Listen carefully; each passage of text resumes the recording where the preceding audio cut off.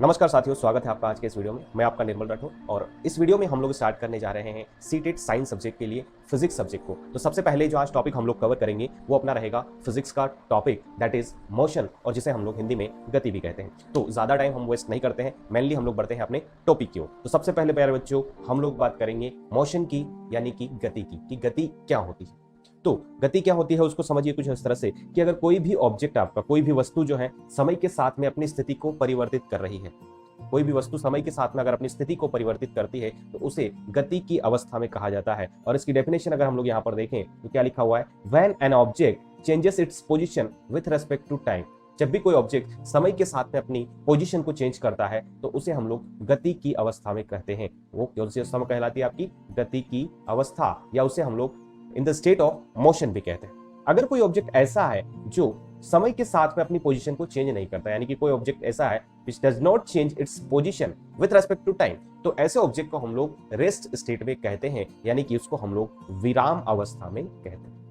तो दो चीजें हमारी यहां से क्लियर हो गई प्यारे बच्चों। कौन सी? कि अगर कोई ऑब्जेक्ट जो है टाइम के रेस्पेक्ट में अपनी पोजीशन को चेंज कर रहा है तो उसे हम लोग गति की अवस्था में कहेंगे, और कोई ऑब्जेक्ट या कोई वस्तु अगर समय के साथ में अपनी स्थिति में चेंज नहीं करती है, परिवर्तन नहीं करती है, तो उसे हम लोग विराम की अवस्था में कहेंगे। मान लिया जाए कि एक आदमी जो है यहां से चलना शुरू किया और कुछ समय बाद आपका वो आदमी यहां पर पहुंच गया, तो इस आदमी को हम लोग कहेंगे कि ये गति की अवस्था में है। कौन सी अवस्था में है? गति की अवस्था में। लेकिन अगर ये आदमी आपका फिलहाल यहां पर है और 10 मिनट बाद भी यहां पर ही है, इसका मतलब हम कह सकते हैं कि वह व्यक्ति जो है आपका कौन सी अवस्था में है? विराम अवस्था में है। तो आप लोगों को दोनों अवस्थाएं जो है यहां से क्लियर हो गई हैं। अब बढ़ते हैं हम लोग मोशन के टाइप्स पर, यानी कि गति के प्रकार पर। तो गति के प्रकारों की अगर हम लोग बात करते हैं तो गति यहाँ पर मेनली हम लोग 3 तरह की गतियों की बात करेंगे। जो पहली है अपनी, उसको हम लोग कहते हैं वन डायमेंशनल मोशन, और हिंदी में इसको कहा जाता है एक विमीय गति। देखिए यहाँ पर हम लोग हिंदी और इंग्लिश दोनों में ही क्लियर करेंगे, तो आप लोगों को कहीं पर भी कोई डाउट नहीं रहेगा कि इस चीज को हिंदी में क्या कहते हैं साइंस में और इंग्लिश में क्या कहते हैं। जैसे हम लोग वन डायमेंशनल मोशन की बात करते हैं तो इसको हिंदी में हम लोग एक विमीय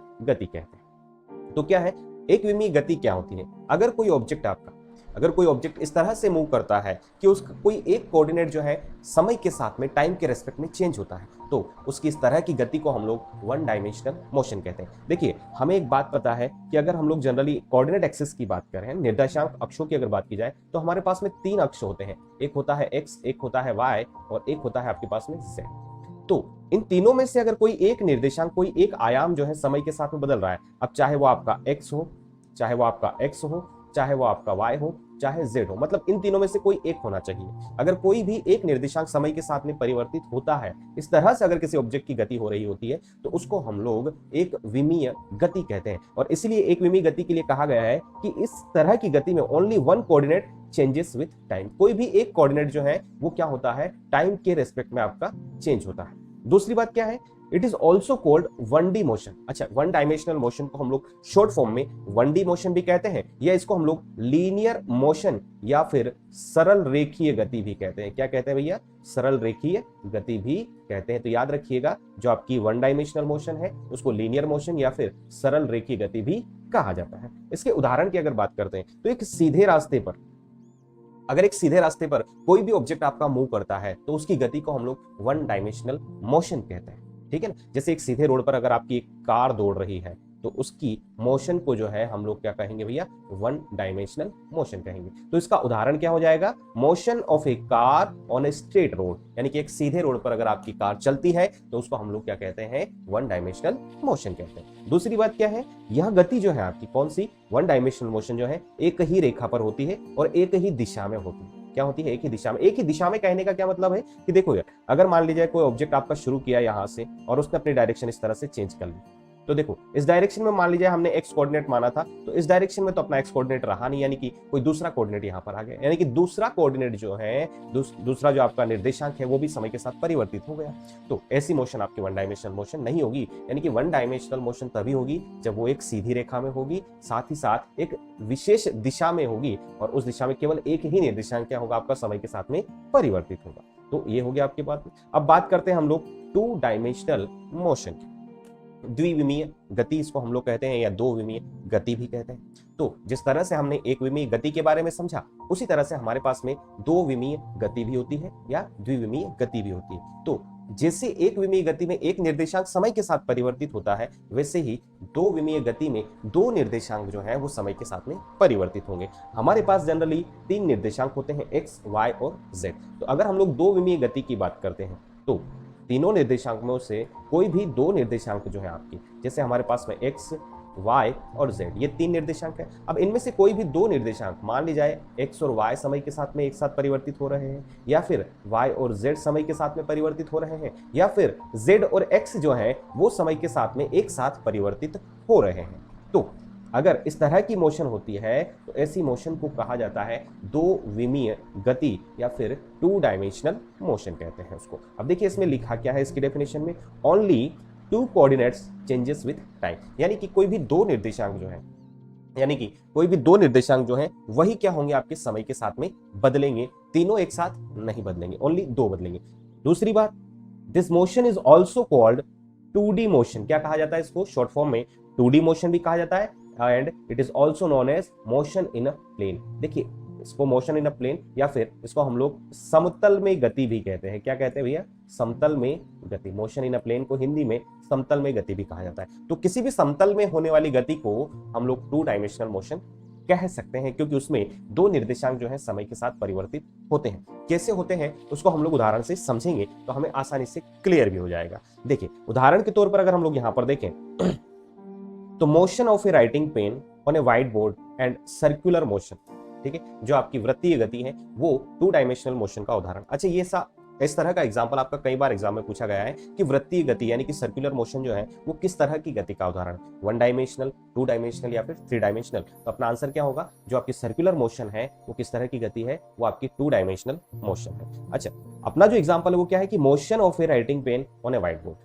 ठीक है, यानी कि व्हाइट बोर्ड पर जो एक राइटिंग पेन चलता है आपका, उसकी जो मोशन है उसको हम लोग टू डायमेंशनल मोशन कहते हैं। अब कैसे कहते हैं वो यहाँ पर समझिए। जैसे आपको जो स्क्रीन दिख रही है, जनरली ये स्क्रीन क्या है, लैपटॉप की स्क्रीन है, ठीक है, और यहाँ पर मैं इस तरह से ये मार्कर को चला देता हूँ। अब इस स्क्रीन की अगर बात की जाए तो यहाँ पर इस तरह से आपका एक एक्स एक्सिस है और इस तरह से यहाँ पर वर्टिकल डायरेक्शन में आपका वाई एक्सिस है, ठीक है ना। ये वाई एक्सिस हो गया और ये वाला आपका एक्स एक्सिस हो गया। अब यहाँ पर अगर देखा जाए तो कोई ऑब्जेक्ट यहाँ से शुरू किया था और यहाँ पर पहुंचा, उसकी मोशन कुछ इस तरह से हुई, मोशन कुछ इस तरह से हुई, तो इस पॉइंट के जो निर्देशांक थे, मान ली जाए क्या थे, x1, y1, और जब वो यहां पर पहुंचा तो इस पॉइंट के निर्देशांक अपने क्या हो गए, x2, y2, यानी कि x जो है वो यहां से यहां तक चेंज हो चुका है और y जो है आपका वो यहां से यहां तक चेंज हो चुका है, यानी कि x में भी चेंज हुआ है, x में भी आपका क्या हुआ है, परिवर्तन हुआ है, और y जो है उसमें भी आपका क्या हुआ है, चेंज हुआ है। दोनों जो निर्देशांक है वो समय के साथ में बदले हैं। तो इस तरह की गति को हम लोग क्या कहते हैं,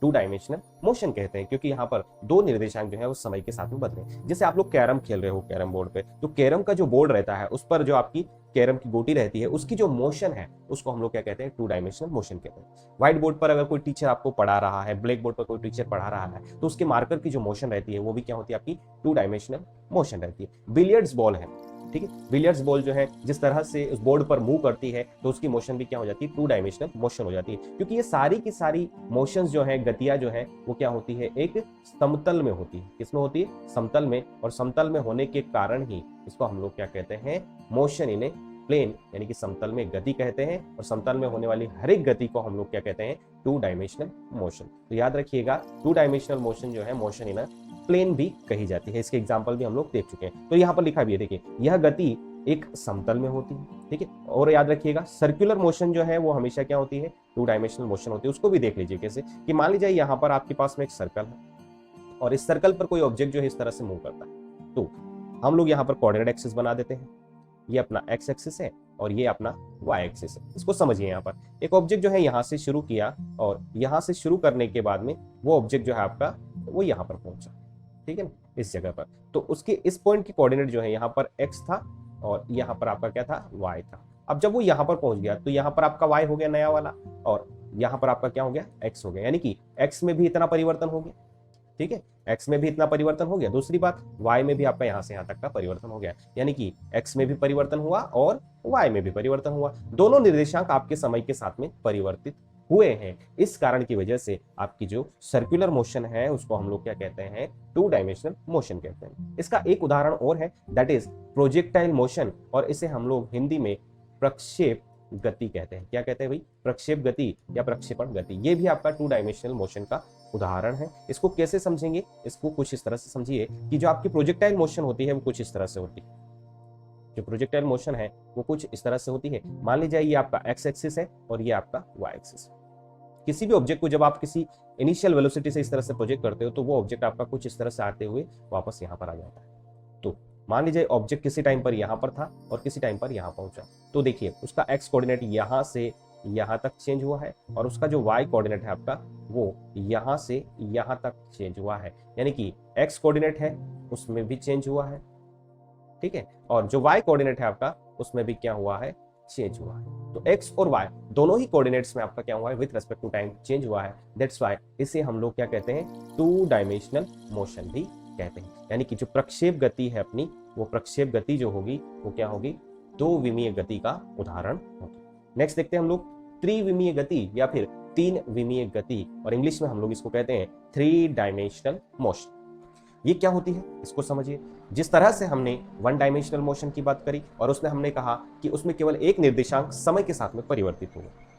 2 डायमेंशनल मोशन की बात करी, उसमें हमने बताया कि भैया 2 निर्देशांक जो है आपके समय के साथ में बदलेंगे। तो 3 डायमेंशनल मोशन में क्या होगा? जैसा पिछली बार हुआ है उसी तरह से 3 डायमेंशनल मोशन में भी हो जाएगा कि यहाँ पर तीनों ही निर्देशांक जो है आपके समय के साथ में एक साथ परिवर्तित होंगे। अब किसी में परिवर्तन ज्यादा होगा, किसी में परिवर्तन कम होगा, ठीक है, लेकिन परिवर्तन क्या होगा? तीनों में ही होगा। यानी कि तीनों ही कोऑर्डिनेट्स जो है with respect to time change होंगे, ठीक है। तो यहाँ पर अगर हम लोग बात करते हैं तो इस मोशन के लिए क्या हो जाएगा कि यह गति जो है आपकी 3 आयामों में होती है और तीनों अलग अलग अक्षों के साथ में गति होती है। मतलब तीनों कोऑर्डिनेट्स जो है आपके एक्स एक्सिस, वाई एक्सिस और जेड एक्सिस, तीनों ही अक्षों के साथ में क्या होगी? इसकी मोशन होगी। दूसरी बात, all 3 coordinates changes with time. तीनों के तीनों कोऑर्डिनेट्स जो है समय के साथ में आपके मूव करेंगे।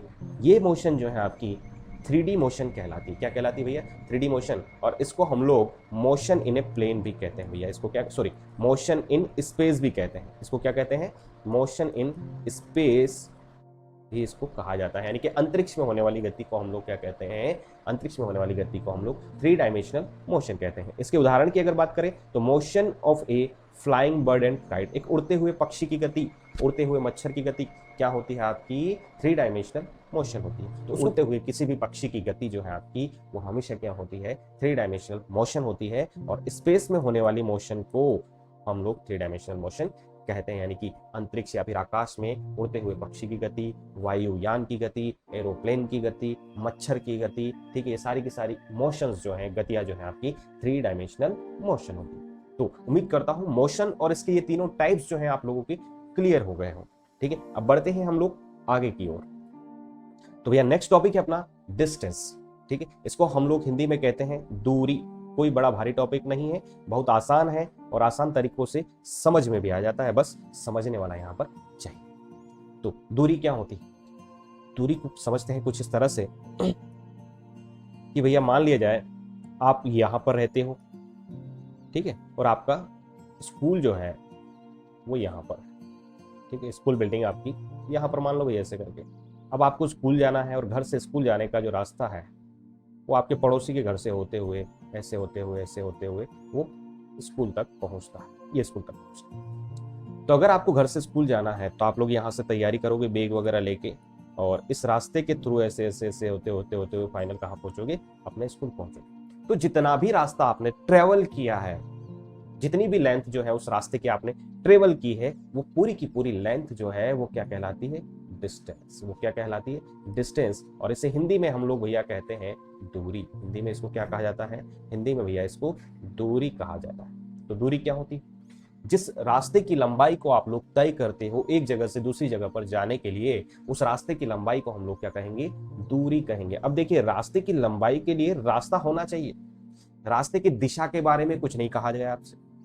तो दूरी की अगर बात करते हैं तो दूरी जो है वो दिशा पे निर्भर नहीं करती, और ऐसी कोई भी भौतिक राशि जो दिशा पर निर्भर नहीं करती है उसको हम लोग अदिश राशि कहते हैं। क्या कहते हैं भैया? अदिश राशि, या फिर उसको इंग्लिश में स्केलर क्वांटिटी कहा जाता है। क्या कहते हैं भैया? Scalar quantity. अगली बात, दूरी जो है उसको हम लोग मीटर में मेजर करते हैं, उसको हम लोग फीट में भी मेजर कर सकते हैं, उसको हम लोग सेंटीमीटर में भी मेजर कर सकते हैं, उसको हम लोग किलोमीटर में भी मेजर कर सकते हैं। तो ये दूरी के बहुत सारे मात्रक हैं और इन मात्रकों के बारे में संबंध जो है वो भी आप लोगों को पता होना चाहिए।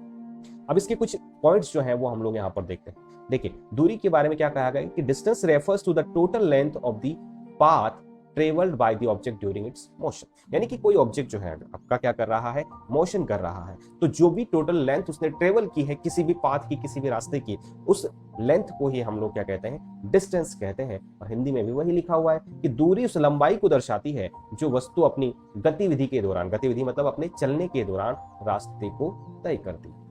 इसका एग्जाम्पल क्या हो गया कि एक आदमी जो है, if a person walks 5 kilometre north, 5 kilometre north की ओर जाता है, देन 3 किलोमीटर ईस्ट, और उसके बाद 3 किलोमीटर पूर्व की ओर जाता है, then the total distance travelled is 8 kilometre. मतलब क्या हो जाएगा, मतलब कुछ इस तरह से होगा कि अगर यहाँ पर हम बात करते हैं ईस्ट वेस्ट नॉर्थ साउथ की, तो ये मान लिया जाए ईस्ट है, ये वेस्ट है, और ये आपका नॉर्थ, और ये आपका साउथ होगा। ठीक है, इसको याद रखने का तरीका क्या है कि जिस तरह आपकी डायरेक्शन है, जिस तरफ आपका मुंह है, उधर आप मानिए ईस्ट, उसके अपोजिट डायरेक्शन हो जाएगा वेस्ट। आपका जो लेफ्ट हैंड साइड है या लेफ्ट हैंड है उधर नॉर्थ होगा, और जो राइट हैंड होगा उधर आपका साउथ होगा। तो अगर कोई ऑब्जेक्ट आपका क्या हुआ, जो प्रीवियस एग्जांपल है अपना, वो एग्जांपल क्या कहता है कि अगर एक आदमी जो है 5 किलोमीटर नॉर्थ की ओर गया और फिर 3 किलोमीटर पूर्व की ओर गया, तो उसके द्वारा जो ट्रेवल डिस्टेंस है वो कितनी हो जाएगी, 8 किलोमीटर। यानी कि एक व्यक्ति ने यहाँ से चलना शुरू किया, 5 किलोमीटर आपका इधर नॉर्थ की तरफ चला, और उसके बाद में 3 किलोमीटर वो पूर्व की ओर चला, तो रास्ता आपका 5 किलोमीटर यहाँ से यहाँ तक ट्रेवल किया उसने, और 3 किलोमीटर यहाँ से यहाँ तक ट्रेवल किया। तो टोटल जो रास्ता हो गया आपका कितना हो गया, 5 + 3 यानी कि 8 किलोमीटर। यानी कि उस व्यक्ति के द्वारा तय दूरी जो है वो कितनी हो जाएगी, 8 किलोमीटर हो जाएगी। ठीक है, देखते हैं नेक्स्ट। दूरी जो है वो क्या होती है कि स्केलर क्वांटिटी, ये हम लोग समझ ही चुके हैं, क्योंकि दूरी जो है रास्ते पर निर्भर करती है, रास्ते की दिशा पर निर्भर नहीं करती, क्योंकि वो रास्ते की पूरी लंबाई को बताती है। नेक्स्ट क्या है, always increases for a moving body. दूरी जो है वो किसी मूविंग ऑब्जेक्ट के लिए हमेशा इंक्रीज होती रहती है, यानी कि बढ़ती रहती है। और उसको हम लोग कैसे समझेंगे, कुछ इस तरह से समझेंगे कि भैया आपका शौक है गाड़ी चलाने का, ठीक है ना, और ये आपकी गाड़ी है, पापा ने दे दिया आपको कि चलाइए, अच्छे से चलाइए, जहाँ चलानी हो वहाँ चलाइए। अब आप क्या कर रहे हो, अच्छे से चलाना तो आता नहीं है, ठीक है, घर से शुरू की, ए पॉइंट से यहाँ गए और फिर यहाँ आए, फिर वापस यहाँ गए और फिर वापस आ गए, मतलब ऐसे ही घर के आसपास ही चक्कर काट रहे हो। फाइनली 2 घंटे बाद आपकी कार यहीं पर है और आप भी यहीं पर हो, लेकिन इस 2 घंटे के दौरान आपने 5 चक्कर काट दिए। अब पापा ने देखा भैया जब गाड़ी छोड़ी थी तो किलोमीटर थे कितने, 5000 किलोमीटर मीटर में, जब वापस आकर देखा तो किलोमीटर हो गए 5050 किलोमीटर। आपसे पूछा वही गाड़ी कहाँ चलाई, बोले पापा कहीं नहीं गया था, मैं तो यहाँ से गली के इस कोने तक गया था, ठीक है। और पापा ने पता किया कि भैया इस कोने तक तो आपकी जो डिस्टेंस है वो कितनी है, कितनी है आपकी, वो मान ली जाए 5 किलोमीटर है। कितनी है, 5 किलोमीटर। पापा ने बोला बेटा तू 5 किलोमीटर गया था और 5 किलोमीटर वापस आ गया, तो कितना हुआ टोटल, 10 किलोमीटर। तो गाड़ी का जो मीटर है वो 5000 और 10 किलोमीटर शो करना चाहिए, तो 5050 किलोमीटर शो कर रहा है। तो पापा ने अंदाजा लगा लिया कि अगर उसने यहाँ से यहाँ तक, इस कोने से इस कोने तक चक्कर लगाया है, मतलब उसने कितने चक्कर लगा दिए, एक बार गया फिर आया फिर गया फिर आया फिर गया फिर आया फिर गया फिर आया फिर गया फिर आया, यानी कि उसने 5 राउंड लगा दिए भैया, तब जाके ये कितने हो गए आपके 50 किलोमीटर। पापा ने अंदाजा लगा लिया कि आपने गाड़ी जो है चलाई तो है, लेकिन उसके 4-5 चक्कर काट दिए हैं। तो होता क्या है एक्चुअल में, अगर आप गाड़ी चला रहे हैं, ठीक है, आपका ऑब्जेक्ट मूविंग कंडीशन में है, तो उसके द्वारा ट्रेवल डिस्टेंस जो है वो कम नहीं होगी, गाड़ी का मीटर जो है वो पीछे नहीं जाएगा। अगर गाड़ी चल रही है तो वो हमेशा आगे ही बढ़ता रहेगा। तो यही बात यहाँ पर लागू है कि अगर कोई मूविंग ऑब्जेक्ट है तो उसकी डिस्टेंस जो है वो हमेशा क्या होगी, बढ़ेगी, कभी भी घटेगी नहीं। तो डिस्टेंस हमेशा मूविंग ऑब्जेक्ट के लिए बढ़ती है, घटती कभी भी नहीं है। अगला देखिए भैया, it is always positive for a moving object. अब यार देखो कोई मूविंग ऑब्जेक्ट है तो उसके लिए हमेशा इसको हम लोग क्या मानते हैं, पॉजिटिव ही मानते हैं, क्योंकि वो कभी पीछे मुड़ के नहीं आती डिस्टेंस। तुम चाहे पीछे मुड़ के घर पे आ जाओ, लेकिन डिस्टेंस जो है, ट्रेवल डिस्टेंस जो है वो कभी भी कम नहीं होती, वो हमेशा एक स्पेसिफिक डायरेक्शन में यानी कि फॉरवर्ड डायरेक्शन में ही बढ़ती है। गाड़ी का मीटर जो है वो पीछे नहीं होता, किलोमीटर जो है गाड़ी के हमेशा बढ़ते रहते हैं, यानी कि जो डिस्टेंस है वो हमेशा बढ़ती ही रहती है। लेकिन गाड़ी को जब भी देखोगे, ठीक है, हमेशा कहीं ना कहीं जाके वापस कहाँ आ जाती है, वो वापस से घर पे आ जाती है आपकी, ठीक है ना। तो ये बात याद रखिएगा आप लोग कि जो आपकी डिस्टेंस है वो हमेशा क्या होती है, बढ़ती रहती है। और इसी वजह से हम लोग डिस्टेंस को क्या मानते हैं कि डिस्टेंस जो है आपकी मूविंग ऑब्जेक्ट के लिए हमेशा क्या ली जाती है, पॉजिटिव ली जाती है। तो यहाँ से अपना डिस्टेंस का कॉन्सेप्ट क्लियर हो गया है। अब बात करते हैं नेक्स्ट हम लोग डिस्प्लेसमेंट। नेक्स्ट बात करते हैं डिस्प्लेसमेंट की, जिसे हम लोग हिंदी में विस्थापन भी कहते हैं। तो भैया डिस्प्लेसमेंट को हिंदी में क्या कहा जाता है? विस्थापन। डिस्टेंस और डिस्प्लेसमेंट में थोड़ा सा डिफरेंस है। डिफरेंस आपको समझना बहुत जरूरी है। अगर नहीं आए समझ में तो भैया दोबारा देखना, लेकिन क्लियर जरूर कर लेना। डिस्टेंस और डिस्प्लेसमेंट में फर्क क्या है वो यहाँ पर देखिए। डिस्प्लेसमेंट जो है उसकी अगर बात की जाए तो वो क्या है, कुछ इस तरह से हम लोग यहाँ पर समझते हैं।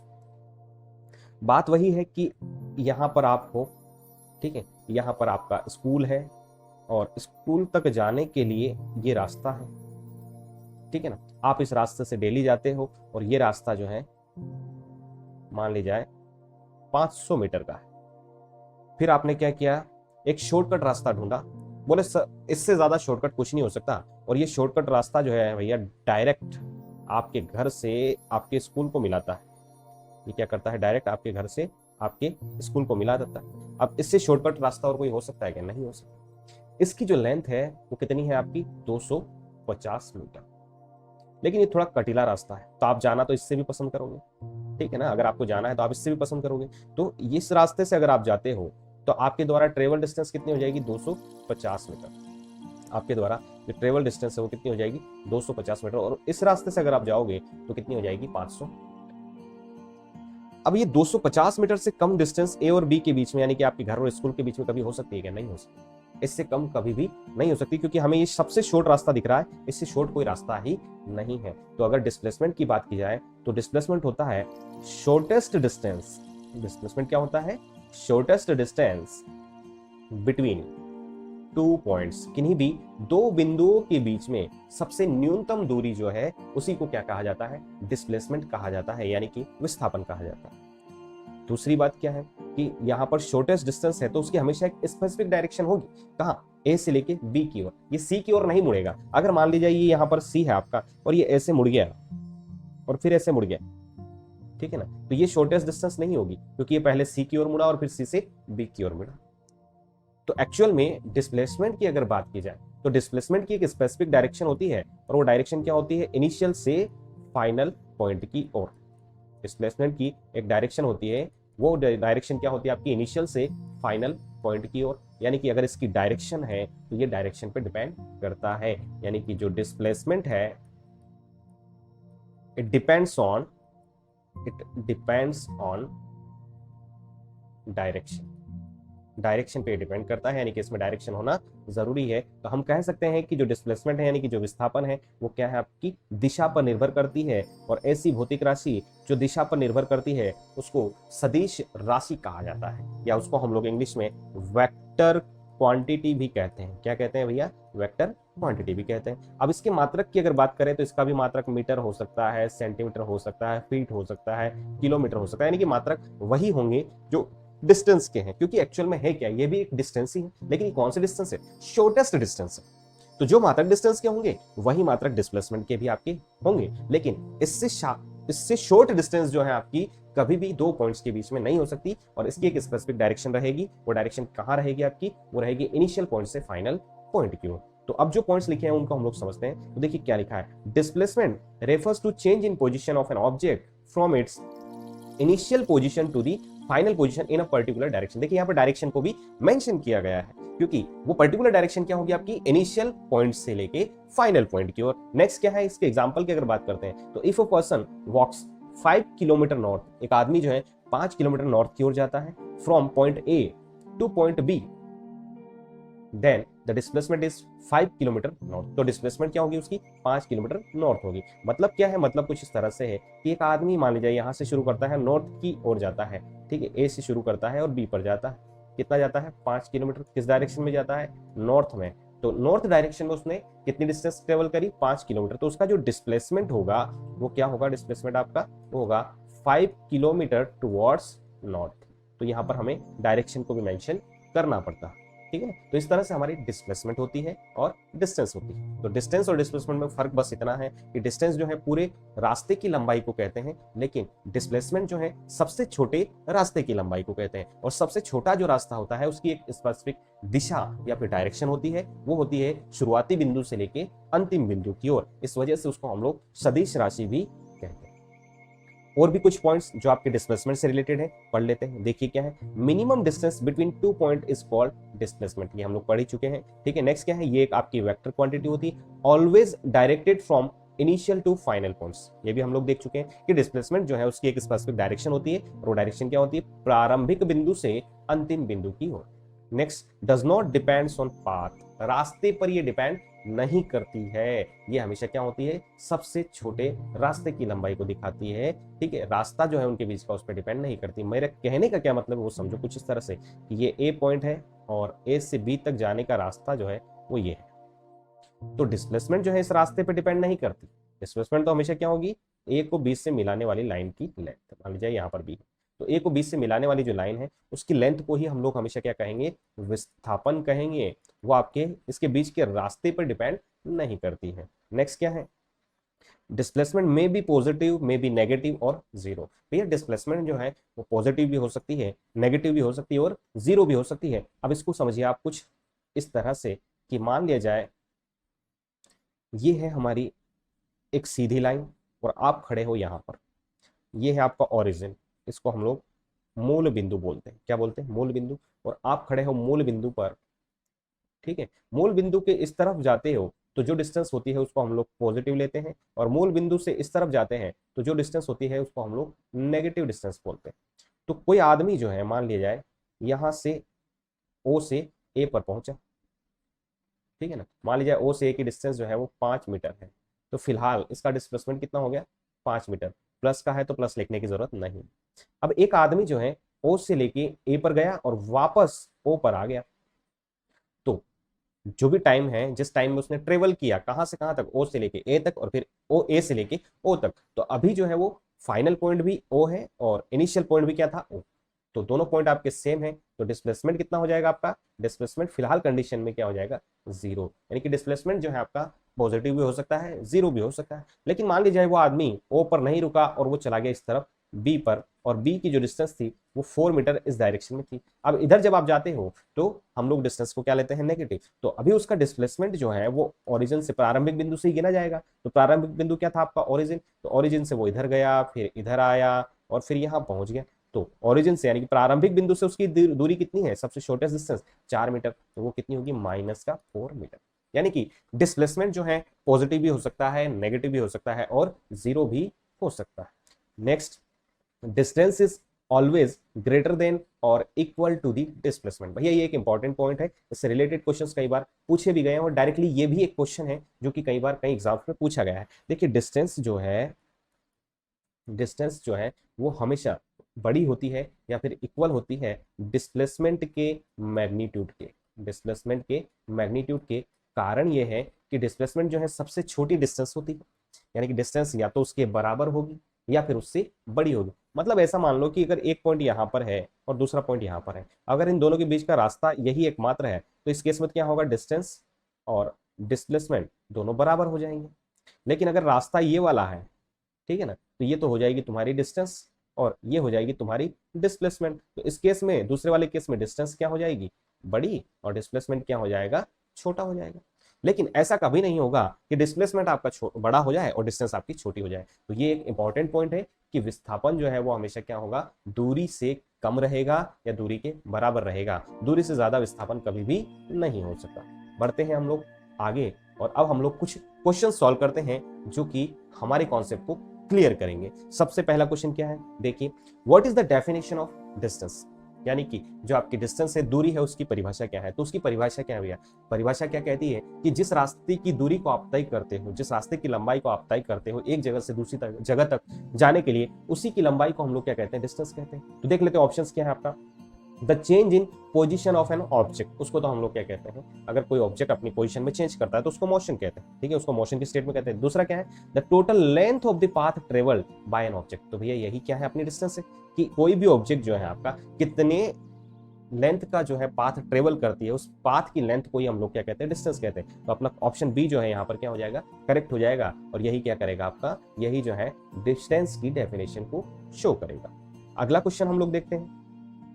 देखिए जब आंसर आ गया है तो बाकी के ऑप्शंस देखने से कोई मतलब नहीं है। दूसरा क्वेश्चन देखिए, which of the following best describe displacement, यानी कि डिस्प्लेसमेंट की डेफिनेशन देनी है। तो डिस्प्लेसमेंट के बारे में हमें पता ही है कि दो पॉइंट्स के बीच में जो सबसे शॉर्टेस्ट डिस्टेंस होती है उसको हम लोग क्या कहते हैं, डिस्प्लेसमेंट कहते हैं। और डिस्प्लेसमेंट हमेशा इनिशियल से फाइनल पॉइंट की ओर डायरेक्टेड होती है। तो देख लेते हैं ऐसा कोई ऑप्शन है क्या हमारे पास में। पहला ऑप्शन क्या है, the total length of the path travel. तो भैया ये तो होती है अपनी डिस्टेंस, ये तो हम लोग अभी पढ़ चुके हैं, ये तो क्या होती है, डिस्टेंस। तो ये तो डिस्प्लेसमेंट हो नहीं सकता। दूसरा क्या है, the change in position of an object in a particular direction. तो भैया ये अपनी डिस्प्लेसमेंट हो सकती है, ठीक है, कि एक ऑब्जेक्ट जो है ए पॉइंट से बी पॉइंट की ओर जा रहा है, ठीक है ना, तो इसने अपनी पोजीशन में चेंज किया एक पर्टिकुलर डायरेक्शन में, एक पर्टिकुलर डायरेक्शन में। तो ये डायरेक्शन पोजीशन में चेंज कुछ इस तरह से होगा आपके पास में, ठीक है ना। तो यही क्या होगा, अपना डिस्प्लेसमेंट होगा। यानी कि डिस्प्लेसमेंट की जो डेफिनेशन है वो ऑप्शन बी करेक्ट यहाँ पर शो करता है। इस वजह से ऑप्शन बी यहाँ पर क्या हो जाएगा, अपना करेक्ट हो जाएगा। अगला देखिए, if a person walks 3 kilometre north, एक आदमी जो है 3 किलोमीटर आपका नॉर्थ की तरफ जाता है, देन 4 किलोमीटर ईस्ट, और उसके बाद 4 किलोमीटर पूर्व की ओर जाता है, what is the total distance travel. तो बना लो भैया कि एक आदमी है, ठीक है, पहले नॉर्थ की ओर जाता है, फिर आपका ईस्ट की ओर जाता है, पहले 3 किलोमीटर जाता है, फिर 4 किलोमीटर जाता है, तो टोटल डिस्टेंस कितनी ट्रेवल करी उसने, 3 + 4, यानी कि 3 किलोमीटर नॉर्थ की ओर, 4 किलोमीटर आपका ईस्ट की ओर। तो 4 + 3 या 3 + 4 कितना हो जाएगा, 7 किलोमीटर। तो आंसर सी जो है आपका वो क्या हो जाएगा, करेक्ट हो जाएगा। यानी कि जो डिस्टेंस ट्रेवल्ड है by the object that is 7 kilometre. अब देखते हैं नेक्स्ट क्वेश्चन। नेक्स्ट क्वेश्चन क्या है, if a car travels 50 kilometre north and then 30 kilometre south, what is the distance. एक कार जो है पहले 50 किलोमीटर जाती है, किधर किधर जाती है भैया, उत्तर की ओर, और फिर दक्षिण की ओर घूम के आ जाती है, कितना, 30 किलोमीटर। तो उसका डिस्प्लेसमेंट क्या होगा। तो बनाओ भैया, रास्ता बनाओ और कार को भी बनाओ और यहाँ पर शो करो। तो भैया कलर थोड़ा अपन अलग ले लेते हैं। ये देखिए, ये बनाया हमने रास्ता, ठीक है ना। तो इधर अपना है साउथ और इधर है अपना नॉर्थ, और अपनी कार थी यहाँ पर, ठीक है ना। ये लो भैया कार, गलत डायरेक्शन बना दी, कोई बात नहीं, इधर थोड़ा मुंह बड़ा कर देते हैं। ये बड़ा मुंह कर दिया आपने, कार गई इधर, पहुंची यहाँ पर बी पॉइंट पर, कहाँ से, ए पर। अब ये जो बी पॉइंट है ये कितनी डिस्टेंस पर है, 50 किलोमीटर, ठीक है ना। तो 50 किलोमीटर एक शहर से दूसरे शहर की ओर गई, वो एक डायरेक्शन में, और उसके बाद में ये नॉर्थ की ओर गई। अब ये नॉर्थ से क्या हुआ, 30 किलोमीटर वापस आ गई और पहुंची कहाँ पर, सी पॉइंट पर। अब ये सी पॉइंट की जो डिस्टेंस है यहाँ से कितनी है, 30 किलोमीटर, ये है 30 किलोमीटर। तो फाइनली अभी जो कार है अपनी वो कहां पर है, सी पॉइंट पर। पहले कहां पर थी, ए पॉइंट पर। पहले कहां पर थी आपकी, पहले थी ए पॉइंट पर।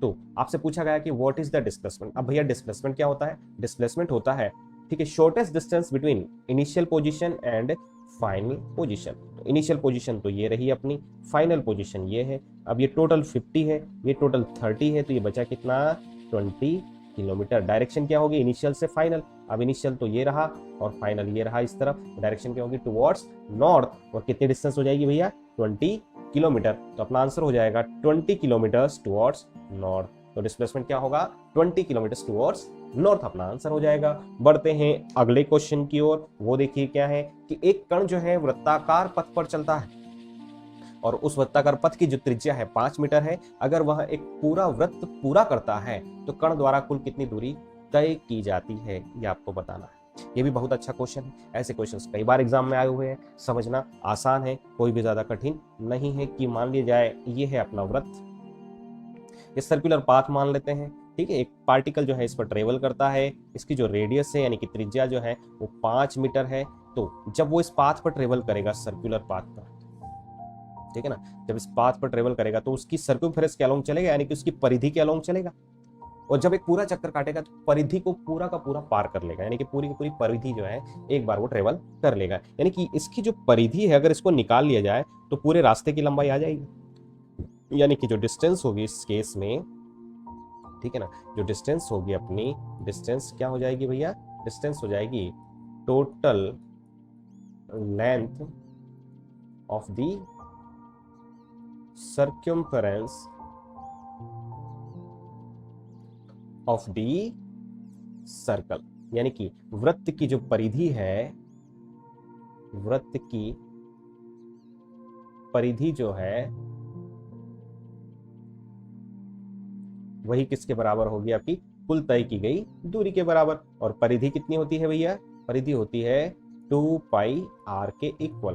तो कितना हो जाएगा, 2 × 5 × पाई, यानी कि आंसर हो जाएगा अपना 10 पाई मीटर। तो वस्तु द्वारा या कण द्वारा तय की गई दूरी जो है एक पूरा चक्कर करने में कितनी हो जाएगी, 10 पाई मीटर हो जाएगी। उम्मीद करता हूं ये क्वेश्चन अपना क्लियर होगा। अब बढ़ते हैं अगले क्वेश्चन की ओर। अगला क्वेश्चन देखिए क्या है कि एक कार जो है एक सीधी सड़क पर पॉइंट ए से पॉइंट बी तक यात्रा करती है। सीधी सड़क पर चलती है और पॉइंट ए से पॉइंट बी की ओर चलती है और फिर पॉइंट ए पर लौटती है। अगर पॉइंट ए और पॉइंट बी के बीच की दूरी 20 किलोमीटर है तो कार द्वारा कुल दूरी कितनी तय हो गई, ये बताना है आप लोगों को। तो मान लीजिए ये है अपनी एक सीधी सड़क और एक कार जो है ए से बी की ओर जा रही है। पहले क्या बोला है कि कार जो है सीधी सड़क पर पॉइंट ए से पॉइंट बी की तरफ यात्रा करती है और पॉइंट ए पर वापस लौटती है भैया। तो पॉइंट ए से पॉइंट बी पर गई और पॉइंट ए से बी की दूरी कितनी है, 20 किलोमीटर। तो पहले जो है कार आपकी ए से बी की ओर गई और फिर वापस यहां से वापस यहीं पर आ गई। तो पहले 20 किलोमीटर गई यहां से यहां तक, ठीक है, और फिर वापस 20 किलोमीटर यहां से यहां तक आ गई। तो टोटल डिस्टेंस कितनी ट्रेवल करी उसने, 20 + 20 यानी कि 40 किलोमीटर का रास्ता जो है इस कार ने आपका ट्रेवल कर लिया है। तो उसके द्वारा ट्रेवल्ड डिस्टेंस जो है वो कितनी हो जाएगी भैया, 40 किलोमीटर। कितनी हो जाएगी, 40 किलोमीटर या 40 किलोमीटर। और अगर आपसे इसी क्वेश्चन में पूछ लिया जाए कि बताइए उसके द्वारा ट्रेवल डिस्प्लेसमेंट कितनी, तो भैया कार जो है यहां से चली थी, यहां से बी पर गई, यहां से बी पर गई और बी से वापस कहां आ गई, ए पर। अब फाइनल पोजीशन क्या है, फाइनल जो है फाइनल ए है और इनिशियल क्या थी, इनिशियल भी ए है। तो पोजीशन वो की वो ही, फाइनल और इनिशियल पोजीशन सेम होने की वजह से जो आपका डिस्प्लेसमेंट है वो कितना हो जाएगा, 0। तो इस वाले क्वेश्चन में अगर डिस्प्लेसमेंट भी आपसे पूछ लिया जाए तो डिस्प्लेसमेंट कितना हो जाएगा अपना, 0 हो जाएगा। और उसका कारण क्या है, क्योंकि इनिशियल और फाइनल पोजीशन क्या है, सेम है। लेकिन डिस्टेंस कितनी हो जाएगी आपकी, 40 किलोमीटर, क्योंकि कार जो है 20 किलोमीटर ए से बी तक गई और 20 किलोमीटर वापस बी से ए तक आई। तो डिस्टेंस होगी 40 किलोमीटर, डिस्प्लेसमेंट होगा अपना 0। नेक्स्ट देखिए, अ boat moves from point P two point Q. एक नाव जो है पॉइंट पी से पॉइंट क्यू की ओर जाती है, located 10 kilometre east and 8 kilometre north of point P. ठीक है, अब ये जो पॉइंट क्यू है आपका, ये क्या है, 10 किलोमीटर ईस्ट की तरफ पड़ता है और 8 किलोमीटर नॉर्थ की ओर पड़ता है। What is the displacement of the boat from point P two point Q. तो मान लीजिए ये है आपका पॉइंट पी, ठीक है। अब ये पॉइंट पी जो है ये क्या है, ये पड़ता है आपका किधर, ये पड़ता है 10 किलोमीटर ईस्ट की तरफ। तो ईस्ट भैया ऊपर की ओर, फेस के सामने की ओर, तो इधर बना लो ईस्ट। उसके बाद क्या है, नॉर्थ, 8 किलोमीटर नॉर्थ की ओर इस तरफ गया, ये नॉर्थ हो गया अपना। तो यहाँ पर अपना पी था और यहाँ पर अपना क्या है, क्यू। ये है 10 किलोमीटर और ये है आपका 8 किलोमीटर। अब उसने पूछा है कि डिस्प्लेसमेंट क्या होगा from point P two point Q. तो पॉइंट पी को पॉइंट क्यू से मिलाने वाली जो लाइन है, डायरेक्ट मिलाने वाली लाइन, ये जो शॉर्टेस्ट लाइन है आपकी, ठीक है, यही लाइन क्या करेगी, यही वाली लाइन जो है आपकी डिस्प्लेसमेंट को रिप्रेजेंट करेगी। तो यहाँ पर अगर हम लोग देखें तो ये क्या बन रहा है, एक राइट एंगल ट्राइंगल बन रहा है। और ये क्या है इसका, ये जो है इसका हाइपोटेनियस है। तो हाइपोटेनियस का स्क्वायर क्या होता है भैया, लंब का स्क्वायर या प्लस आधार का स्क्वायर। तो लंब तो मान लीजिए 10 का स्क्वायर, आधार मान लेते हैं 8 का स्क्वायर, तो कितना हो जाएगा 100 + 64, ये कितना हो जाएगा 164। ठीक है ना। तो ये हो गया आपके पास में h स्क्वायर, तो h कितना होगा √164। तो ये हमारे पास में क्या हो जाएगा, ये आंसर हो जाएगा। यानी कि जो हमारे पास में डिस्प्लेसमेंट है वो कितना होगा, √164 from point P two point Q. ये अपना आंसर है। तो इस तरह से हमारा डिस्टेंस और डिस्प्लेसमेंट वाला टॉपिक जो है वो कंप्लीट हुआ। जो अब इस टॉपिक में अगर आपको और भी कोई डाउट रह गया हो, कोई भी आपको चीज क्लियर नहीं हुई है, तो आप लोग कमेंट बॉक्स में मुझे बिल्कुल कमेंट कर सकते हो। और टॉपिक अगर आपको क्लियर हुआ है, बिल्कुल समझ में आया है, ठीक है, और भी आपको कुछ पूछना है, ठीक है, कोई भी डाउट हो तो आप पूछ सकते हैं, ठीक है। और अगर आपको अच्छे से समझ में आया है तो चैनल को लाइक कीजिएगा, चैनल पर पहली बार आए हैं तो उसको सब्सक्राइब भी कीजिएगा। आज की क्लास में इतना ही प्यारे बच्चों, बाकी चीजें नेक्स्ट क्लास में पढ़ेंगे। आज के लिए इतना ही, धन्यवाद।